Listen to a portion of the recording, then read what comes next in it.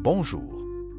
Aujourd'hui, je vous fais un petit reportage sur la rivière Lacaille, souvent appelée à Lacaille par les citoyens de Montmagny, est un petit cours d'eau historique important pour la capitale de la région de Montmagny. Bon visionnement.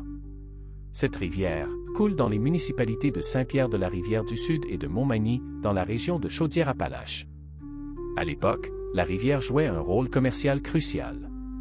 À marée haute, le niveau de l'eau permettait aux colons de pénétrer dans les terres, en barque, facilitant grandement le ravitaillement.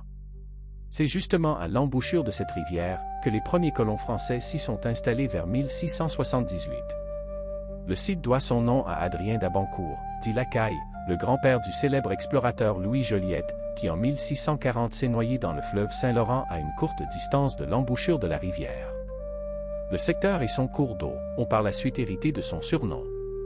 Le véritable développement commence en 1668, sous l'impulsion de Louis Couillard de l'Espinay, un éminent Canadien-français, qui était seigneur, explorateur, chasseur et homme d'affaires.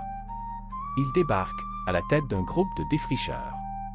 C'est en 1671 que commence Saint-Thomas de la Pointe à Lacaille, suivi de l'ouverture des registres paroissiaux en 1679. Une première église est construite en 1716, accompagnée d'un presbytère et d'un cimetière communautaire. Le fleuve Saint-Laurent ronge les Lécards de façon spectaculaire. Pour éviter que les morts ne soient emportés par les eaux, les villageois doivent déterrer les corps du cimetière pour les déplacer plus loin. L'église de 1716 finit par être abandonnée et s'écroule dans l'écart du fleuve. La communauté décide alors, suite à ces événements, de rebâtir le village définitivement vers l'intérieur des terres, autour de l'actuelle église Saint-Thomas, scellant ainsi pour toujours l'histoire de la Pointe à Lacaille. Par contre, depuis 2008, la Pointe à Lacaille fait l'objet de fouilles archéologiques.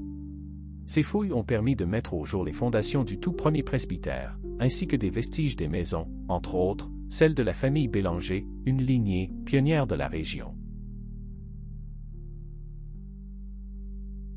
C'est ici, dans ce champ de la Pointe à Lacaille, situé à l'est tout près de la rivière, que des archéologues ont effectué des fouilles qui ont permis de mettre à jour des artefacts historiques liés aux premières habitations, presbytères, églises, ainsi que des fondations des maisons des premiers colons.